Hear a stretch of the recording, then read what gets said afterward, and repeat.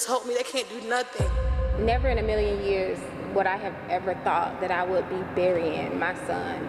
When awful things happen, you'd think you can at least count on your friends to back you up. But in this awful case from Atlanta, a 12-year-old's so-called friends left him behind to bleed out all alone. And even worse, they were laughing about it. But how could anyone even do that? Well, brace yourselves, okay? We are going to try and find out. It was right after Thanksgiving on November 26th, 2022, and at around 8 p.m. that night, the cops were called to a terrifying attack involving firearms. It had all gone down on 17th Street Bridge. It happened near the Atlantic Station in Atlanta. And usually people just do their shopping near there, but this was a terrifying situation. And it was very repetitious. It wasn't, little cracks or pops. It was a boom, boom, boom, boom, boom, boom, boom.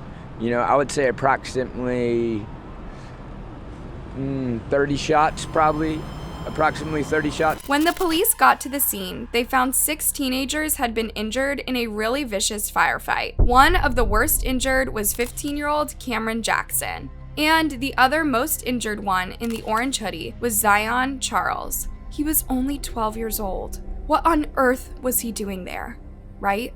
How did these 2 teens even get into that situation? And would they all be okay? Well, Cameron Jackson was a fighter, like completely for real. He had big dreams. He was going to be an Olympic-level boxer, and he was so determined that he trained 6 days a week. His coach was super proud of him. His mom had some concerns that he might be headed down the wrong path, but Cameron's boxing coach, Zahir Rahim, was sure that his student would become someone to be proud of. I'm Cameron's coach. We called him Lil Fuji.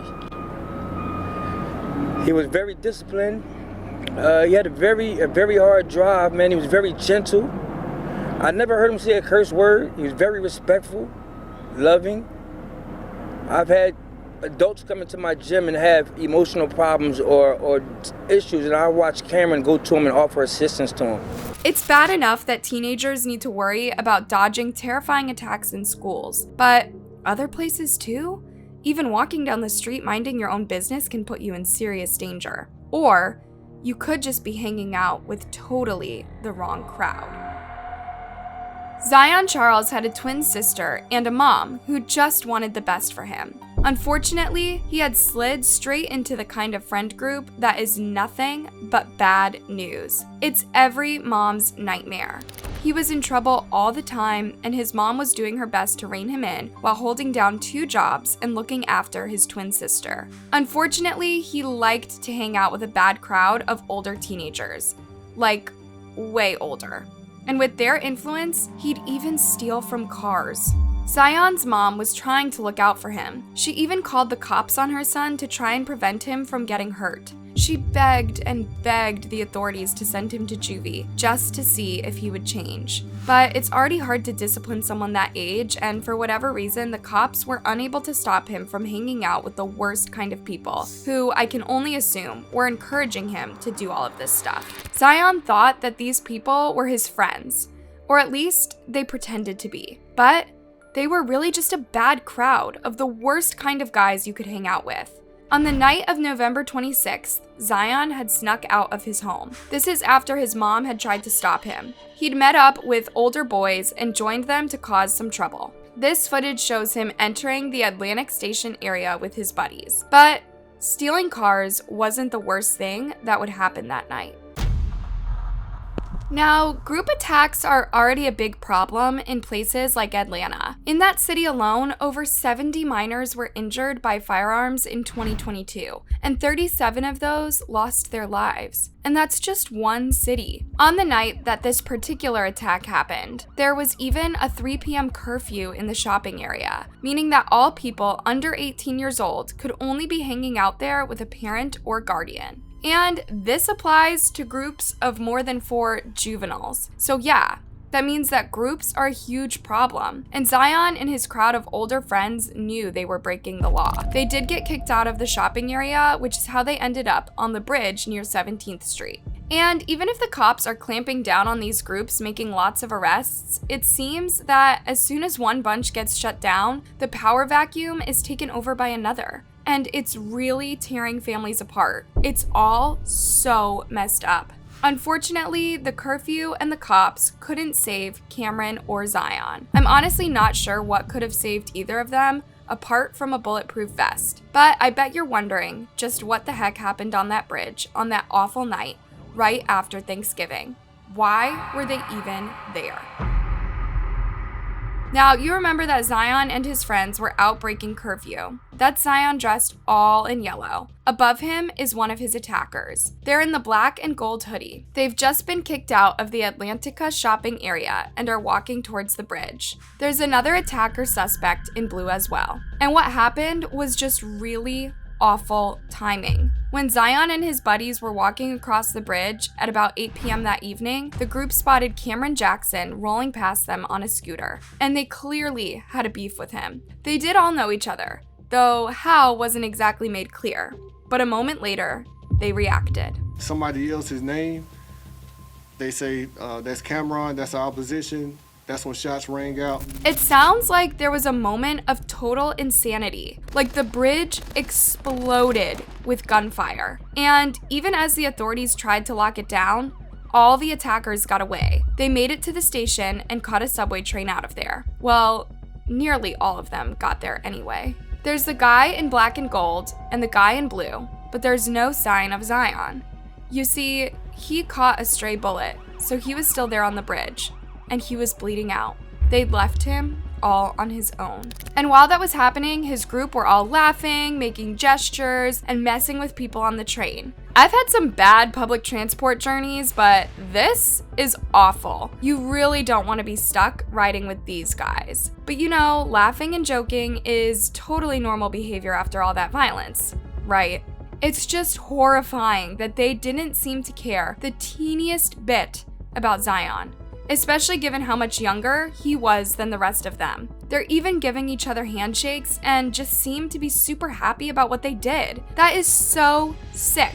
But Zion was struggling to survive after that injury, and there was no one to be there with him as he took his very last breath. He didn't last very long. And on that night, Zion and his buddies were probably just walking around looking for trouble. But as soon as they saw him, what the three attackers intended to do was aim for poor Cameron. The detective, Jerian Shepard, is sure they deliberately did this and wanted to end Cameron's life. That includes Zion, who, although he shouldn't have even been there, probably never even dreamed he'd end up like that. So he passed away, all alone on the concrete, while his so-called group of friends ran away and laughed about all the pain they'd caused. Then they were harassing people on the subway train, such they were a brutal nightmare for everyone that night. But little Zion must have been so terrified in those last moments alive. It's just tragic that his twin sister lost her brother like that, and right before Christmas as well. Poor Cameron Jackson probably never thought his life would end there either. Not like that. In fact, he fought to live for another few days before ultimately passing away in the hospital on Wednesday, November 30th.